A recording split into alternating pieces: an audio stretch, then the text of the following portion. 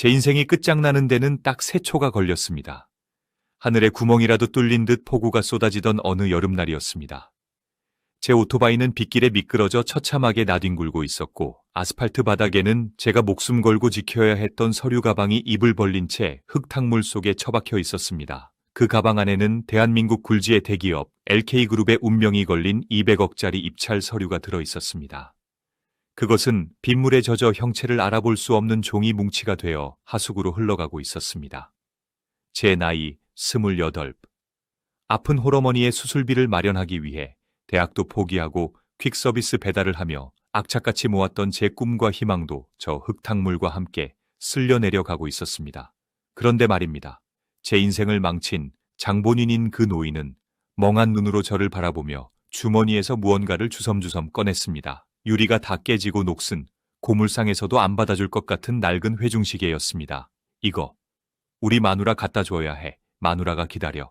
그때는 몰랐습니다. 진흙투성이가 된 제 손에 쥐어진 이 볼품없는 시계가 멈춰버린 제 인생의 시계바늘을 다시 돌려놓을 기적의 열쇠였다는 것을 말입니다. 안녕하십니까. 제 이름은 강태양, 올해 28살의 퀵서비스 기사입니다. 사람들은 앳된 얼굴에 제가 오토바이를 타는 것을 보며 혀를 차곤 합니다. 젊은 놈이 기술이나 배우지 위험하게 배달 일을 하냐고 말입니다. 하지만 저는 돈이 필요했습니다. 당장이라도 쓰러질 것 같은 판잣집에서 심장병으로 투병 중인 어머니를 지켜야 했습니다. 대학 합격증을 찢어버리고 헬멧을 쓴 지 벌써 5년째입니다. 낮에는 퀵서비스, 밤에는 대리운전, 새벽에는 편의점 물류 배송, 잠을 자는 시간보다 오토바이 위에서 보내는 시간이 더 많았습니다. 그날은 태풍주의보가 내린 날이었습니다. 앞이 보이지 않을 정도로 비가 쏟아졌지만 저는 쉴 수 없었습니다. 오히려 비가 오는 날은 배달료가 할증되기에 저 같은 놈에게는 대목이었습니다. 그때 콜이 울렸습니다. 수신지는 LK그룹 본사. 내용물은 오늘 마감인 긴급 입찰 서류 원본. 배송비는 무려 퀵서비스 요금의 10배였고 시간 내에 도착하면 성공 보수 500만 원을 현금으로 지급한다는 파격적인 조건이었습니다. 500만 원. 그 돈이면 밀린 어머니의 병원비를 내고 다음 달 수술 일정까지 잡을 수 있는 큰 돈이었습니다. 저는 빗물을 닦을 새도 없이 수락 버튼을 눌렀습니다. 그것이 지옥행 급행 열차 티켓인 줄도 모르고 말입니다. 의뢰인은 제게 신신당부했습니다. 강 기사 양반, 이 서류 가방 200억짜리요. 3시 정각까지 로비에 도착 못하면 우리 회사는 끝장이요. 목숨 걸고 달려주시오. 오후 2시 40분, 남은 시간은 20분, 거리는 15km. 평소라면 넉넉했지만 폭우가 쏟아지는 퇴근 시간의 도로는 주차장이나 다름없었습니다. 저는 어머니의 얼굴을 떠올리며 오토바이 스로틀을 끝까지 당겼습니다. 빗줄기는 점점 굵어져 채찍처럼 제 몸을 때렸습니다. 헬멧 쉴드 위로 쏟아지는 비 때문에 시야는 흐릿했고 바퀴는 빗물에 잠겨 휘청거렸습니다. 차들 사이를 고개하듯 빠져나가며 저는 속도계만 쳐다보았습니다. 심장이 터질 것 같았습니다. 이 서류만 배달하면 어머니를 살릴 수 있다. 그 생각 하나로 공포를 눌렀습니다. LK그룹 본사가 있는 사거리까지 이제 5분 거리였습니다. 신호가 바뀌고 저는 속도를 높여 4차선 도로를 질주했습니다. 그때였습니다. 빗줄기 사이로 도로 한복판에 희미한 형체가 보였습니다. 처음에는 빗물에 젖은 박스나 쓰레기인 줄 알았습니다. 하지만 가까워질수록 그 형체는 또렷해졌습니다. 사람이었습니다. 허름한 환자복 바지에 낡은 러닝셔츠 차림의 노인이 차들이 쌩쌩 달리는 도로 한가운데를 비틀거리며 걷고 있었습니다. 마치 유령처럼 초점 없는 눈으로 허공을 응시하며 차들 사이를 위태롭게 가로지르고 있었습니다. 빵! 빵! 주변 차들이 거칠게 경적을 울리며 노인을 피해 지나갔습니다. 노인은 경적 소리에도 아랑곳하지 않고 제 차선으로 휘청거며 들어왔습니다. 시간을 확인했습니다. 2시 55분, 지금 멈추면 늦습니다. 그냥 핸들을 살짝 꺾어 피해가면 저는 제 시간에 도착할 수 있습니다. 500만 원을 받을 수 있습니다. 어머니를 살릴 수 있습니다. 제 머릿속에서 악마가 속삭였습니다. 그냥 지나가. 네가 알 바 아니잖아. 저 노인네 때문에 내 인생까지 망칠 거야. 저는 눈을 질끈 감고 스로틀을 더 당기려 했습니다. 하지만 그때 반대 차선에서 대형 트럭이 굉음을 내며 달려오고 있었습니다. 노인은 아무것도 모른 채 그 트럭을 향해 비틀거리며 걸어가고 있었습니다. 젠장. 제 입에서 욕설이 터져 나왔습니다. 저는 결국 브레이크를 잡으며 핸들을 오른쪽으로 획 꺾었습니다. 빗길을 달리던 오토바이는 중심을 잃고 굉음을 내며 쓰러졌습니다. 제 몸은 아스팔트 바닥을 뒹굴었습니다. 살점이 떨어져 나가는 고통이 느껴졌지만 저는 벌떡 일어나 도로로 뛰어들었습니다. 트럭이 경적을 울리며 달려오고 있었습니다. 저는 달려가 노인의 허리를 감싸 안고 인도로 몸을 날렸습니다. 끼익, 쾅. 트럭이 급브레이크를 밟으며 멈춰 섰고 제 오토바이는 트럭 바퀴 밑에 깔려 산산조각이 났습니다. 거친 숨을 몰아쉬며 고개를 들었을 때 가장 먼저 눈에 들어온 것은 노인이 아니었습니다. 오토바이 뒷좌석에 묶어두었던 서류 가방이었습니다. 충격으로 가방이 튕겨나가 도로변 하수구 옆 흙탕물 웅덩이에 처박혀 있었습니다. 가방 문이 열려 있었고 서류 뭉치들이 빗물에 젖어 곤죽이 되어가고 있었습니다. 안 돼, 안 돼. 저는 덜덜 떨며 기어가 서류를 건져 올렸습니다. 하지만 이미 늦었습니다. 잉크는 번져 형체를 알아볼 수 없었고 종이는 물을 먹어 찢어져 버렸습니다.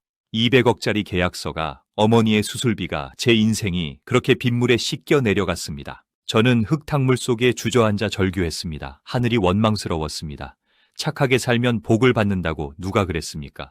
사람 목숨 구한 대가가 고작 이것입니까? 그때 제 옆에서 누군가 제 옷자락을 잡아당겼습니다. 제가 구한 그 노인이었습니다. 노인은 비에 쫄딱 젖은 채 멍한 눈으로 저를 바라보고 있었습니다. 상황 파악이 전혀 안 되는 듯 했습니다. 제 속에서 울화가 치밀어 올랐습니다. 이 노인만 아니었으면 저는 지금쯤 로비에 도착해서 돈을 받고 웃고 있었을 겁니다. 할아버지 때문에 다 망쳤잖아요. 이제 어떡할 거예요? 제가 울먹이며 소리쳤습니다. 하지만 노인은 제 원망을 알아듣지 못하는 것 같았습니다. 노인은 그저 바들바들 떨면서 자신의 러닝셔츠 품 안으로 손을 집어넣었습니다. 그리고 무언가를 꺼내 제게 내밀었습니다. 이거. 그것은 손바닥만 한 은색 회중시계였습니다. 얼마나 오래되었는지 표면은 다 부식되어 녹이 슬어 있었고 유리는 금이 가서 깨져 있었습니다. 시계바늘은 멈춘 지 오래된 고장난 시계였습니다.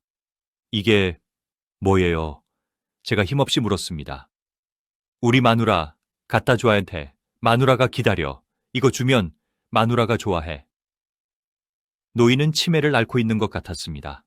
자신의 이름도 집이 어디인지도 기억하지 못하면서 품속에 간직한 이 낡은 시계 하나만큼은 보물단지처럼 꼭 쥐고 있었습니다. 그 모습을 보자 치밀어 오르던 화가 눈 녹듯 사라지고 서글픔이 밀려왔습니다. 이 노인도 누군가의 아버지이고 누군가의 남편이었겠지요. 기억을 다 잃어가면서도 아내에게 줄 시계 하나는 기억하고 있는 그 마음이 아픈 어머니를 위해 빗속을 뚫고 달리던 제 마음과 닮아 보였습니다. 저는 한숨을 쉬며 입고 있던 퀵서비스 조끼를 벗어 노인의 어깨에 덮어주었습니다. 그리고 경찰에 신고를 했습니다. 경찰이 도착해 노인을 인계해 갈 때까지 노인은 제 손에 쥐어준 그 시계를 자꾸만 가리키며 웃었습니다. 경찰차가 떠나고 저는 엉망이 된 서류 가방을 들고 일어섰습니다. 시간은 이미 3시 30분을 넘기고 있었습니다. 배달은 실패했습니다. 하지만 보고는 해야 했습니다. 가서 욕을 먹든 매를 맞든 제 실수에 대한 책임을 져야 했습니다. 저는 절뚝거리는 다리를 이끌고 LK그룹 본사 건물로 향했습니다. 제 조끼 주머니에는 노인이 주고 간 그 낡은 회중시계가 들어 있었습니다. 그것이 제 운명을 바꿀 부적이라는 것은 꿈에도 모른 채 말입니다. LK그룹 본사 건물은 위압적이었습니다. 높은 천장과 대리석 바닥, 그리고 화려한 조명이 비추는 로비는 저 같은 사람이 감히 발을 들일 수 없는 선격처럼 느껴졌습니다. 회전문이 돌아가고 제가 로비에 들어서는 순간 지나가던 직원들의 시선이 일제히 제게 꽂혔습니다. 그럴만도 했습니다.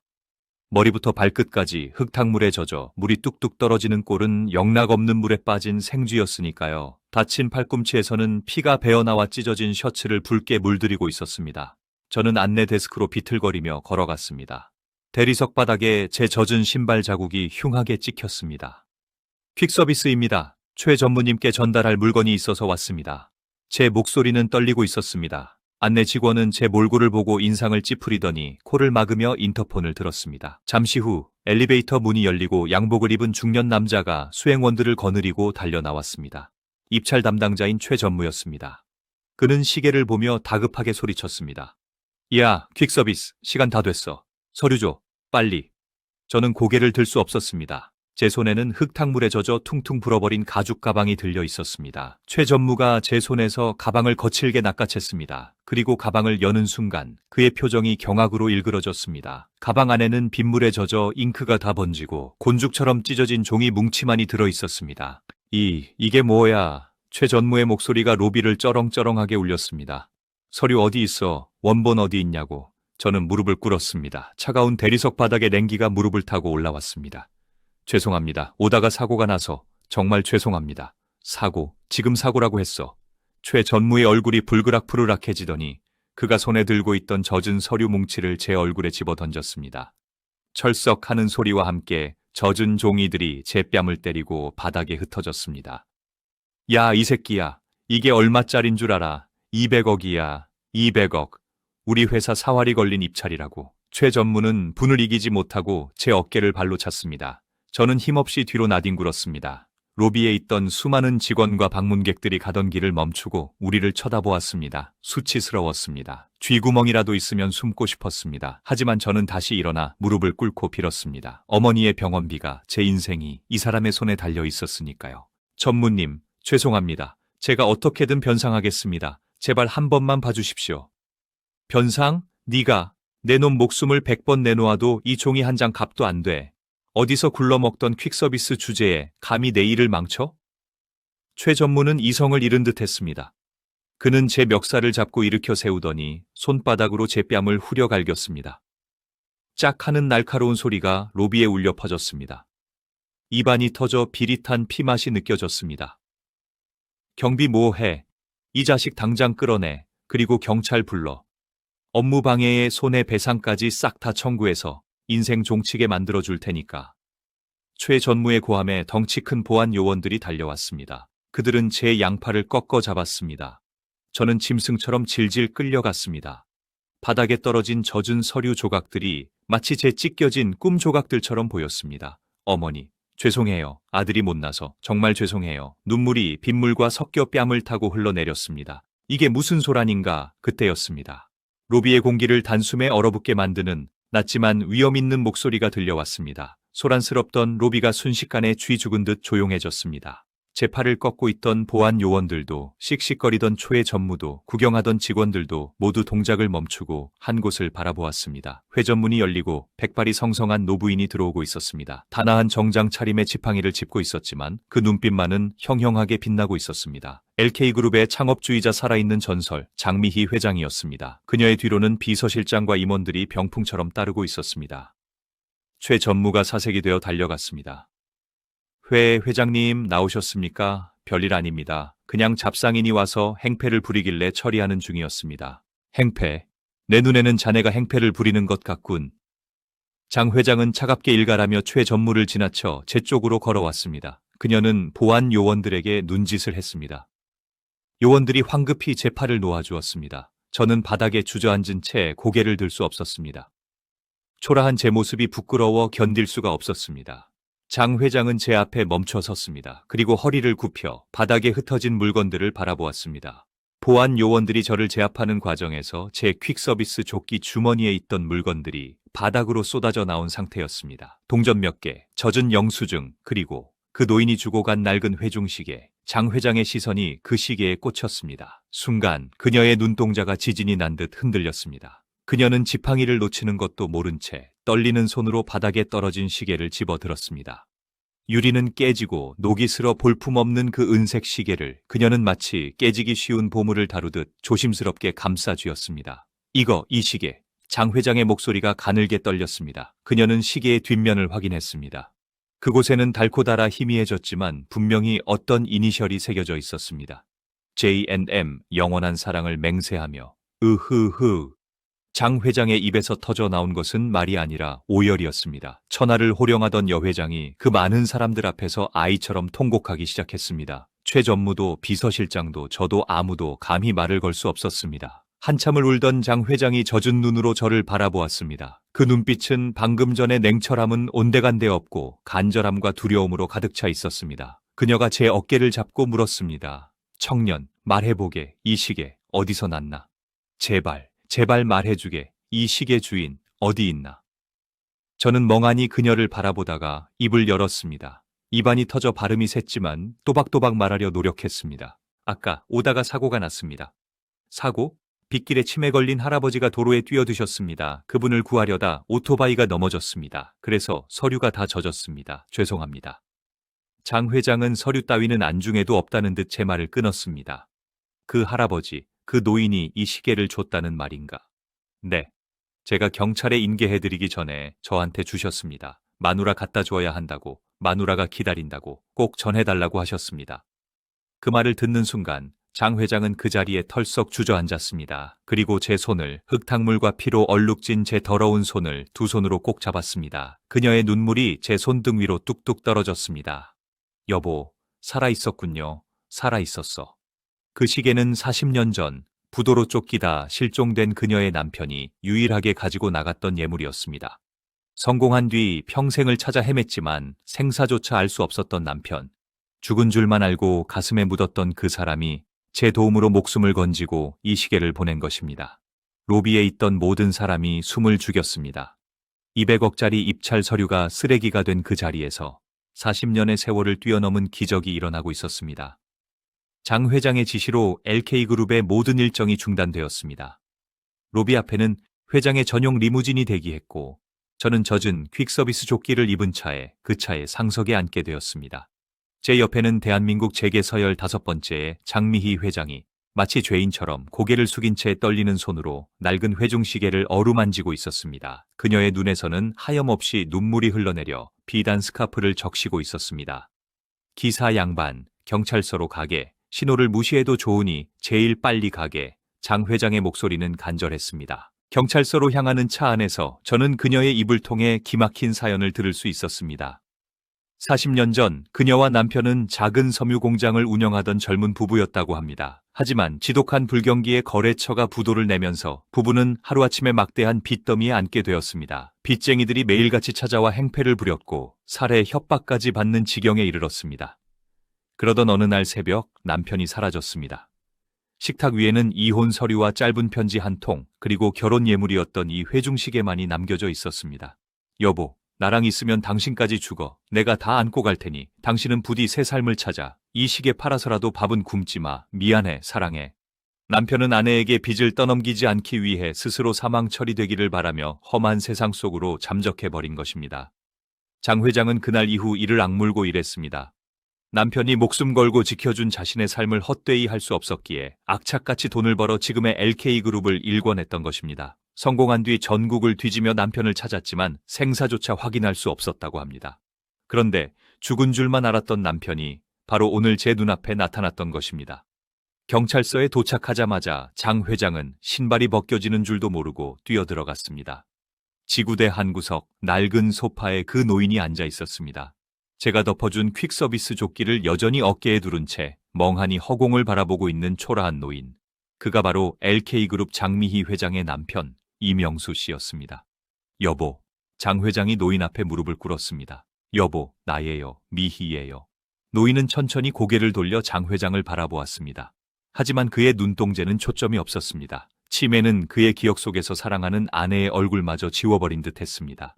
장 회장은 가슴을 치며 오열했습니다. 왜 이러고 있어요? 내가 당신 얼마나 찾았는데 왜 나를 못 알아봐요? 그때였습니다.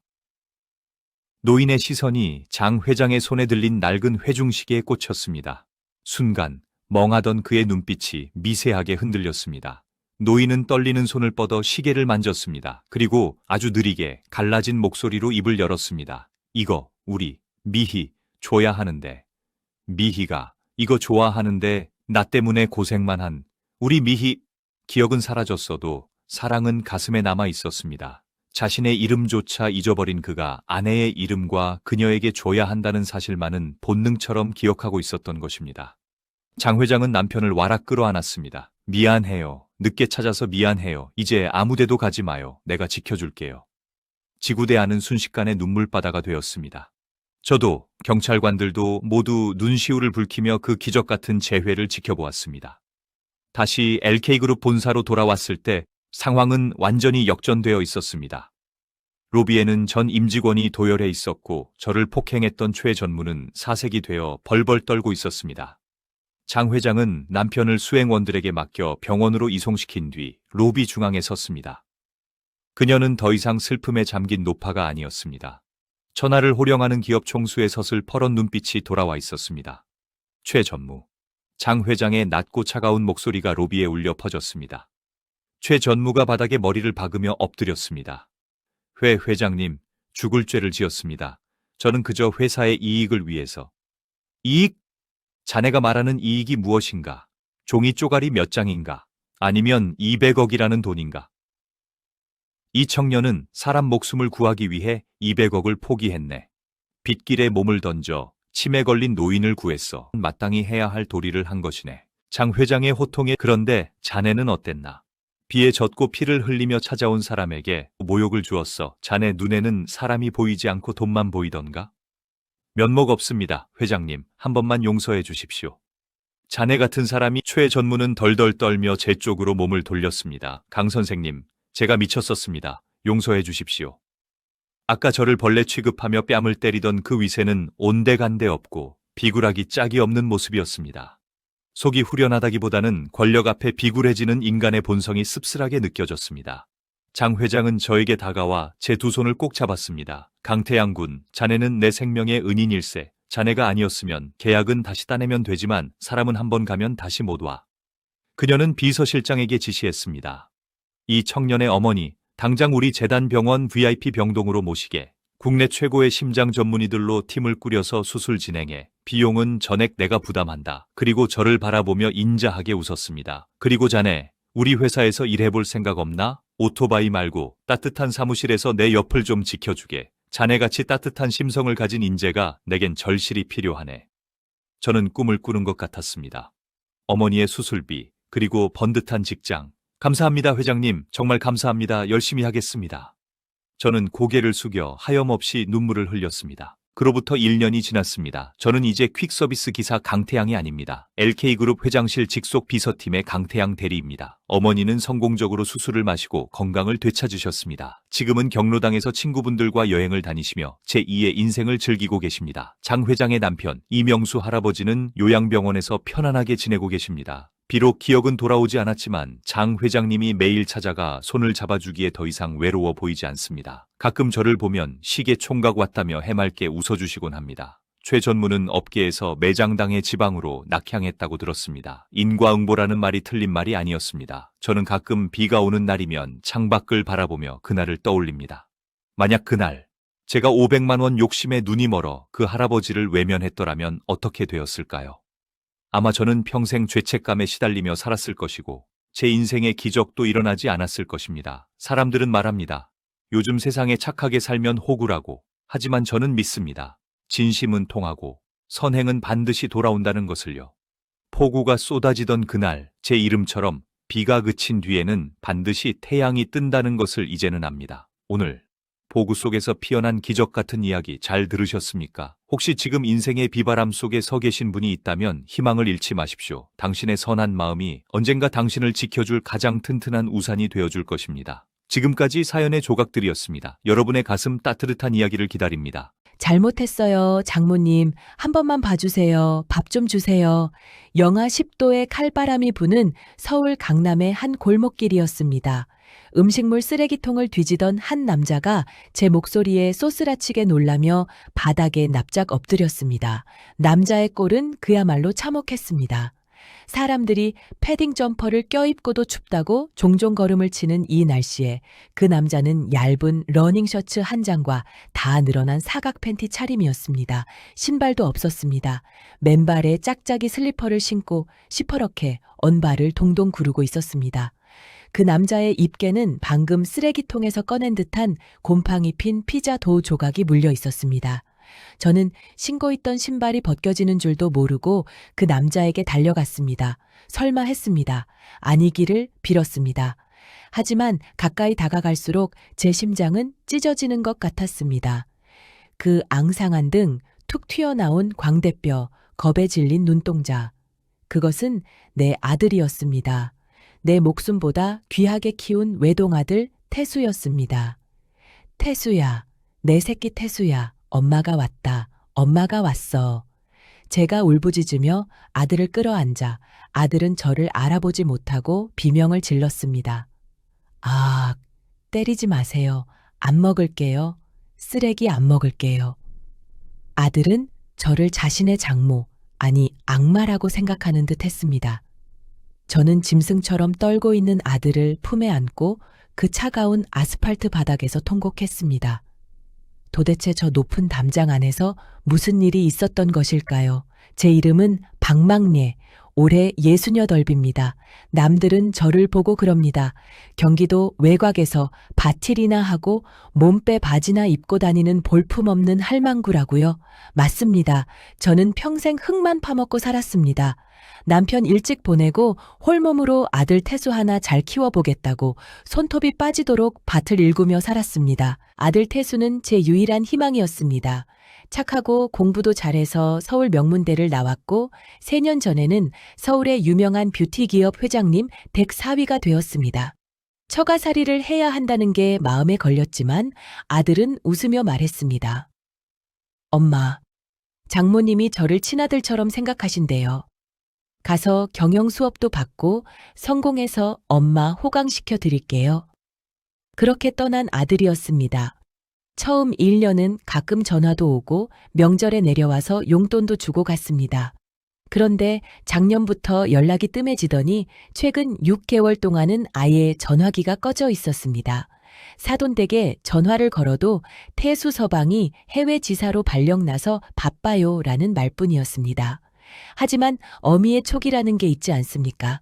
꿈자리가 계속 사나웠습니다. 꿈속에서 아들이 피투성이가 되어 엄마 배고파 하고 우는 꿈을 며칠 내내 꾸었습니다.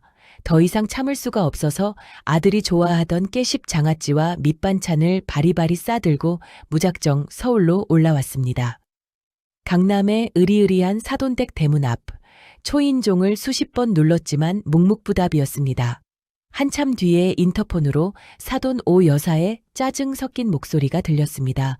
아니, 사부인, 연락도 없이 무식하게 찾아오시면 어떡해요? 우리 지금 파티 가야 해서 바빠요. 태수 서방 집에 없으니까 그냥 가세요. 사부인, 얼굴만 보고 갈게요. 태수 해외 갔다면서요? 언제 오나요? 아, 몰라요. 나중에 오라니까요. 매몰차게 끊긴 인터폰. 그리고 잠시 후 대문이 열리고 화려하게 차려입은 사돈과 딸이 고급 세단을 타고 쌩안이 나가버렸습니다. 창문 너머로 저를 벌레 보듯 쳐다보던 사돈의 눈빛을 잊을 수가 없습니다. 저는 갈 곳이 없어 대문 앞을 서성거렸습니다. 해가 지고 어둠이 깔릴 때까지 혹시나 아들이 돌아올까봐 기다렸습니다. 그리고 밤 10시가 넘었을 무렵 대문 옆 쪽문이 열리더니 건장한 남자 2명이 웬 짐짝 같은 것을 밖으로 휙 던져버리는 것을 보았습니다. 아우, 냄새나. 야, 이 거지 새끼야. 회장님이 다시는 얼씬도 하지 말란다. 그 짐짝이 꿈틀거렸습니다. 가까이 가보니 그것은 짐이 아니라 사람이었습니다. 속옷바람으로 쫓겨난 내 아들 태수였습니다. 아들은 추위에 떨며 닫힌 문을 두드렸습니다. 문 좀 열어주세요. 잘못했어요. 다시는 안 그럴게요. 하지만 문은 열리지 않았습니다. 아들은 한참을 울다가 배가 너무 고팠는지 비틀거리며 전봇대 옆에 있는 음식물 쓰레기통으로 기어갔습니다. 그리고 뚜껑을 열고 남들이 먹다 버린 썩은 음식물을 맨손으로 허겁지겁 입에 넣기 시작했습니다. 그 모습을 본 제 가슴이 1000갈래 만갈래로 찢어졌습니다. 아들을 업고 응급실로 달렸습니다. 의사 선생님이 아들의 상태를 보더니 혀를 찼습니다. 세상에, 요즘 세상에 영양실조라니요. 못 먹어서 장기가 다 망가졌습니다. 그리고 이 상처들 좀 보세요. 아들의 환자복을 걷어 올리자 온몸이 상처투성이었습니다. 담뱃불로 지진 자국, 채찍 같은 것으로 맞은 자국, 그리고 손목과 발목에 선명하게 남은 결박 흔적. 지속적인 학대와 폭행이 있었던 것 같습니다. 경찰에 신고하셔야 합니다. 내 아들이 내 금쪽 같은 새끼가 처가에서 노예처럼 짐승처럼 사육당하고 있었던 겁니다. 피가 거꾸로 솟았습니다. 그때 응급실 커튼이 젖혀지며 사돈 오 여사가 들어왔습니다. 밍크 코트를 입고 명품 가방을 든 그녀는 침대에 누운 아들을 보며 코를 막았습니다. 어머, 냄새야. 사부인, 애 교육을 어떻게 시켰길래 도박에 손을 대요? 제가 우리 회사 돈 횡령해서 도박하다가 걸려서 쫓겨난 거예요. 우리가 고소하려다가 사돈 봐서 참은 거라고요. 적반하장이었습니다. 학대 흔적이 뻔히 보이는데 도박이라니요. 사부인, 이게 도박하다 생긴 상처입니까? 애를 굶기고 때린 거 아닙니까? 제가 따지자 사돈은 가방에서 흰 봉투 하나를 꺼내 제 얼굴에 던졌습니다. 시끄럽고요. 우린 볼일 끝났으니까 데려가세요. 옛다. 위로금이에요. 50만 원 넣었으니까 이걸로 국밥이나 사 먹이고 시골 내려가세요. 다신 우리 앞에 나타나지 말고요. 봉투가 바닥에 떨어졌습니다. 사돈은 또각또각 구두 소리를 내며 사라졌습니다. 저는 바닥에 떨어진 봉투를 주워 들었습니다.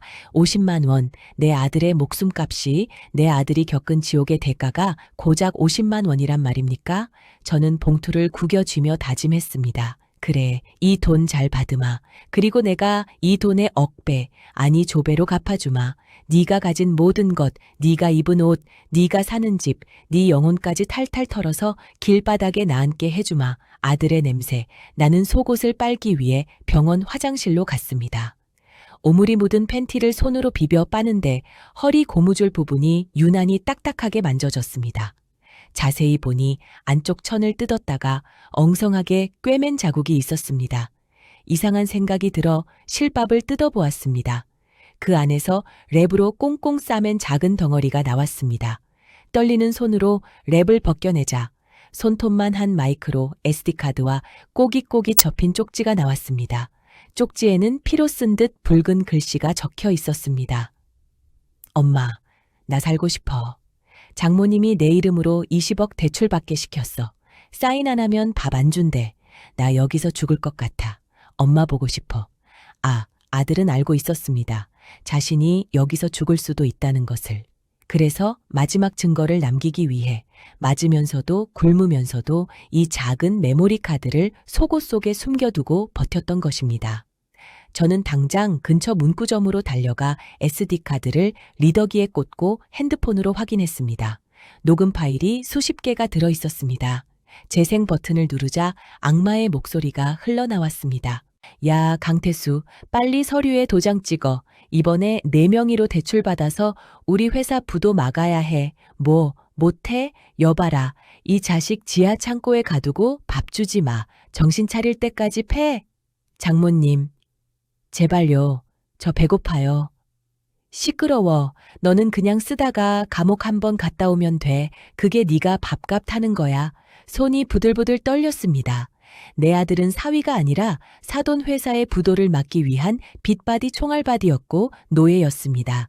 녹음 파일에는 사돈 회사의 이중 장부 내용, 탈세 정황, 그리고 사돈이 며느리, 내 며느리와 작당하고 아들을 괴롭힌 모든 증거가 담겨 있었습니다. 저는 눈물을 닦았습니다. 이제 슬퍼하고 있을 시간은 지났습니다. 이제는 칼을 뽑을 시간입니다. 저는 주머니에서 10년 된 낡은 폴더폰을 꺼냈습니다. 그리고 단축번호 0번을 눌렀습니다. 여보세요, 김 변호사인가? 나야, 박막내.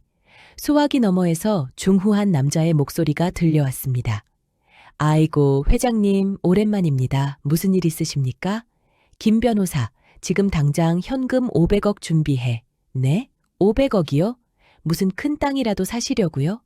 아니, 땅 말고 사냥을 좀 하려고. 아주 덩치가 큰 멧돼지를 한 마리 잡아야겠어. 내일 아침 제일 비싼 차 끌고 병원 앞으로 와. 내 전쟁 준비는 끝났다. 다음 날 아침 9시 강남의 병원 로비가 술렁거렸습니다. 검은색 최고급 세단 5대가 줄지어 미끄러져 들어왔기 때문입니다. 맨 앞차에서 내린 건장한 경호원들이 도열을 했고 가운데 차 뒷문이 열리자 말끔한 슈트를 입은 중년 신사가 내렸습니다. 그는 TV 뉴스에도 자주 나오는 국내 최대 로펌 태산의 대표 김준혁 변호사였습니다. 사람들은 그가 병원장이나 BIP를 만나러 온 줄 알았습니다. 하지만 김 변호사가 90도로 허리를 숙이며 다가간 사람은 로비 구석 의자에 쪼그리고 앉아 믹스커피를 마시고 있던 저였습니다. 무릎 나온 몸빼 바지에 낡은 패딩 조끼를 걸친 시골 할머니. 회장님, 늦어서 죄송합니다. 호출하신 대로 현금 자산 운용팀과 기업 인수합병 전문가들 다 대동했습니다. 로비에 있던 사람들의 눈이 휘둥그레졌습니다. 저 할머니가 누구길래 저 대단한 변호사가 쩔쩔매나 하는 눈치였습니다. 그렇습니다. 저는 단순한 농사꾼이 아닙니다. 젊은 시절 남편과 함께 경기도 일대 야산을 사들여 농사를 지었는데 그 땅들이 죄다 판교, 분당, 위례 신도시로 개발되었습니다.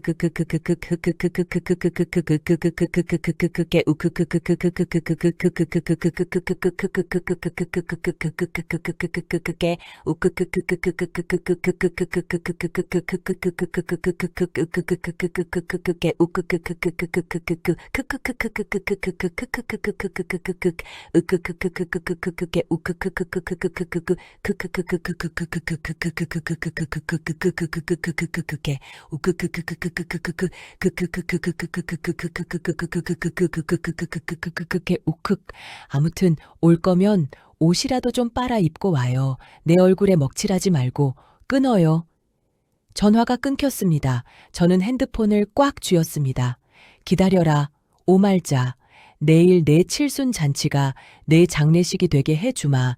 네가 입은 그 비싼 한복이 수의가 되게 해주마. 다음 날 저녁 6시. 서울 S호텔 그랜드 볼룸 앞은 화려한 화환들로 가득 찼습니다. 촉칠순 오말자 여사 정재계 인사들이 보낸 화환이 줄을 이었고 오 여사와 딸 내 며느리 은 한복을 곱게 차려입고 하객을 맞이하느라 정신이 없었습니다. 아유, 의원님 오셨습니까? 김 회장님, 화환 감사합니다. 입이 귀에 걸려 웃고 있는 저 모녀. 내 아들은 병원에서 산소호흡기를 끼고 누워 있는데 저들은 샴페인을 터뜨리며 웃고 있다니. 저는 검은색 리무진 차 안에서 그 모습을 지켜보며 김 변호사에게 신호를 보냈습니다. 준비됐나? 네, 회장님. 영상팀 세팅 끝났고 법원 집행관들도 대기 중입니다. 가자, 쇼를 시작해야지. 차 문이 열리고 제가 내렸습니다. 경호원 10명이 저를 둘러쌌습니다. 선글라스를 끼고 밍크쇼를 두르고 손에는 최고급 악어백을 든 저의 등장에 로비가 술렁거렸습니다. 누구야? 대단한 사람인가 봐. 재벌 회장님인가? 또각또각. 제 구두굽 소리가 호텔 로비를 울렸습니다. 입구에 서 있던 오 여사가 저를 보더니 눈이 휘둥그레졌습니다. 선글라스 때문에 저를 알아보지 못한 것입니다. 그저 대단한 귀빈이 온 줄 알고 허리를 굽히며 다가왔습니다. 어머, 귀한 분이 오셨네요. 누구신지 제가 초대를 했던가요? 오 여사가 아부를 떨며 제 손을 잡으려 했습니다. 저는 천천히 선글라스를 벗었습니다. 그리고 오 여사의 눈을 똑바로 쳐다보며 입꼬리를 비틀어 올렸습니다. 나야, 태수 애미. 순간 오 여사의 얼굴이 사색이 되었습니다. 뒷걸음질을 치다가 제 발에 걸려 넘어질 뻔했습니다. 사부인. 이게 무슨 꼴, 아니 무슨 옷을. 왜? 옷 빨아입고 오라며 그래서 하나 샀어. 네가 평생 만져보지도 못할 돈으로. 저는 오 여사를 밀치고 연회장 안으로 성큼성큼 걸어 들어갔습니다. 마가, 저 여편네 마가. 오 여사가 비명을 질렀지만 제 경호원들이 길을 터주었습니다. 저는 단상 위로 올라가 마이크를 잡았습니다. 수백 명의 하객들이 저를 쳐다보았습니다. 여러분, 반갑습니다. 오늘 오말자 여사의 칠순을 맞아 제가 아주 특별한 영화 한 편을 준비했습니다. 제목은 쓰레기 먹는 사위와 악마 장모입니다. 불 꺼. 제 호령에 연회장의 조명이 꺼지고 무대 뒤 대형 스크린에 불이 들어왔습니다. 그리고 영상이 시작되었습니다. 잘못했어요, 장모님. 밥 좀 주세요. 쓰레기통을 뒤지는 내 아들의 처참한 모습, 그리고 이어서 흘러나오는 사돈의 육성 녹음 파일. 야, 밥 주지 마. 때려서라도 도장 찍게 해. 쟤는 그냥 쓰다 버리는 소모품이야. 연 회장은 순식간에 비명과 경악으로 가득 찼습니다. 야, 꺼. 저거 당장 안 꺼. 대형 스크린에서 흘러나오는 자신의 악마 같은 육성에 오 여사는 비명을 질렀습니다. 쓰레기통을 뒤지는 사위의 모습과 그 사위를 짐승 취급하며 욕설을 퍼붓는 자신의 목소리가 5.1 채널 스피커를 타고 연 회장을 쩌렁쩌렁 울렸습니다. 세상에, 저게 뭐야? 사위를 굶겼다고? 저 여자 방송에서는 기부천사라더니 완전 악마네. 토 나올 것 같아. 나가자. 하객들은 경악을 금치 못했습니다. 우아하게 와인을 마시던 사람들은 잔을 내려놓고 헛구역질을 했고, 축하하러 왔던 국회의원들과 기업 회장들은 황급히 자리를 떴습니다. 화려했던 칠순 잔치는 순식간에 지옥도가 되었습니다. 오 여사는 바들바들 떨며 단상 위로 뛰어 올라왔습니다. 이 미친 늙은이가 어디서 조작한 영상을 틀어 경찰 불러 당장 끌어내. 그녀가 제 멱살을 잡으려 달려들었지만 제 곁을 지키던 경호원이 가볍게 그녀를 제압해 바닥에 패대기 쳤습니다. 우악. 바닥에 널브러진 오 여사를 내려다보며 저는 마이크를 잡았습니다. 조작? 내 입으로 짓거린 말이 조작이냐? 내 딸년이 내 아들 묶어놓고 때린 게 조작이냐? 저는 핸드백에서 아들의 속옷 속에 숨겨져 있던 피 묻은 쪽지 원본을 꺼내 그녀의 얼굴에 뿌렸습니다. 봐라, 내 아들이 살려달라고 쓴 쪽지다. 네가 밥 안 주고 때릴 때 내 아들이 피눈물 흘리며 쓴 유서다. 똑똑히 봐라. 하얀 쪽지가 오 여사의 얼굴을 덮었습니다. 그녀는 할 말을 잃고 뻐끔거렸습니다. 그때 며느리 오 여사의 딸과 달려와 소리쳤습니다. 어머니, 다 거짓말이에요. 저 노인네가 돈 뜯어내려고 쇼하는 거예요. 경비 뭐해? 안 쫓아내고 그때였습니다. 쾅! 연 회장 문이 활짝 열리더니 붉은 조끼를 입은 법원 집행관 수십 명이 들이닥쳤습니다. 그들의 손에는 빨간색 압류 딱지 뭉치가 들려 있었습니다. 오말자 씨, 그리고 김미영 씨, 채권자 박막래님의 신청으로 유채동산 압류 집행하러 왔습니다. 뭐요? 압류라니. 오 여사와 며느리의 눈이 튀어나올 듯 커졌습니다. 저는 빙긋이 웃으며 김 변호사를 바라보았습니다. 김 변호사가 서류를 펼쳐 보였습니다. 오말자 씨, 당신 회사의 모든 채권을 박막래 회장님이 인수하셨습니다. 당신은 지금 500억 빚쟁이입니다. 그리고 사위 강태수 씨에게 갚아야 할 구상금 20억까지 포함해서 당신이 가진 모든 재산은 오늘부로 박막래 회장님 소유입니다. 거짓말. 말도 안 돼. 500억을 갚았다고? 오 여사는 믿을 수 없다는 듯 저를 쳐다보았습니다. 저는 그녀의 코앞으로 다가가 속삭였습니다. 왜? 내가 시골 촌년이라 돈 없을 줄 알았냐? 내가 캔 건 감자가 아니라 금덩어리였다. 이 무식한 년아. 집행해. 제 명령이 떨어지자 집행관들이 일사불란하게 움직였습니다. 딱, 딱, 딱. 경쾌한 소리와 함께 빨간 딱지가 붙기 시작했습니다. 오 여사가 차고 있던 다이아몬드 목걸이, 며느리가 들고 있던 명품 가방, 심지어 칠순 잔치상 위에 올려진 케이크와 와인병에도 빨간 딱지가 붙었습니다. 안 돼. 이건 내 거야. 건드리지 마. 오 여사가 목걸이를 뺏기지 않으려고 발악했지만 집행관들에게 끌려가 처박혔습니다. 화려한 칠순 잔치상은 엎어졌고 케이크는 바닥에 뭉개졌습니다. 그녀의 70년 인생이 쓰레기처럼 구겨지는 순간이었습니다. 박막래 사부인, 내가 잘못했어. 한 번만 봐줘. 우리 가족이잖아. 오 여사가 제 바지가랑이를 잡고 빌기 시작했습니다. 눈물 콧물 범벅이 된 얼굴로 애원했습니다. 저는 차갑게 그녀의 손을 발로 찼습니다. 가족? 내 아들 쓰레기통 뒤지게 만든 게 가족이냐? 50만 원 던져주며 꺼지라고 한 게 가족이냐?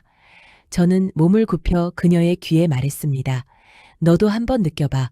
빈털터리가 돼서 추운 겨울에 맨발로 쫓겨나는 기분이 어떤 건지. 쓰레기통 뒤져서 먹고 살아봐. 그게 내 아들이 겪은 지옥이다. 그때 경찰차 사이렌 소리가 들려왔습니다.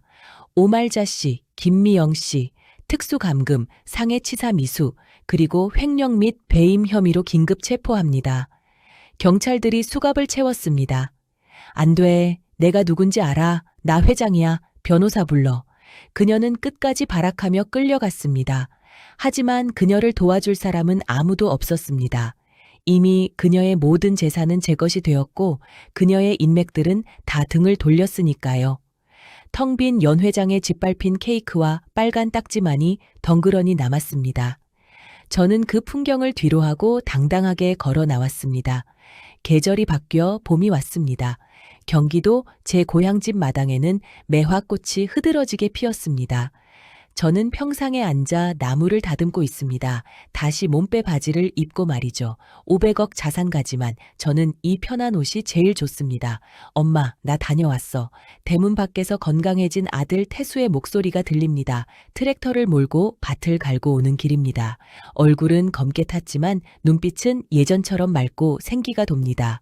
병원에서 퇴원하고 한동안 악몽에 시달렸지만 흙을 만지며 땀을 흘리니 마음의 병도 씻은 듯이 나았습니다. 그래, 왔냐? 어서 씻고 와라. 밥 먹자.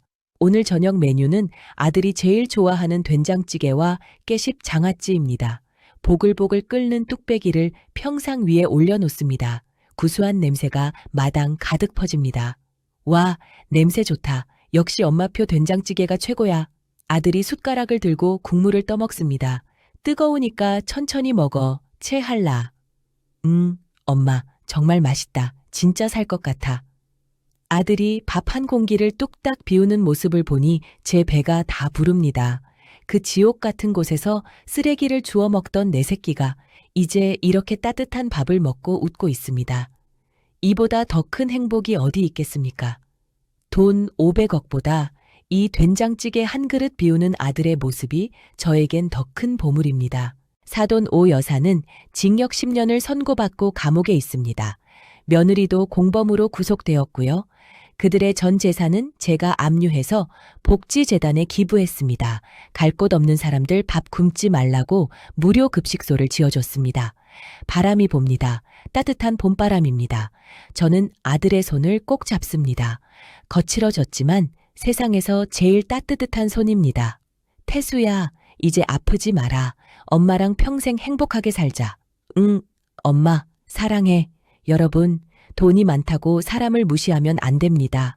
그리고 자식을 건드리면 부모는 눈이 뒤집힙니다. 세상에서 제일 무서운 게 자식 지키려는 부모 마음이라는 거 잊지 마십시오. 혹시 지금 힘든 일 겪고 계신 분들 기죽지 마세요. 언젠가 반드시 봄은 옵니다. 뜨끈한 밥 한 끼 드시고 힘내십시오. 지금까지 사연의 조각들이었습니다. 감사합니다.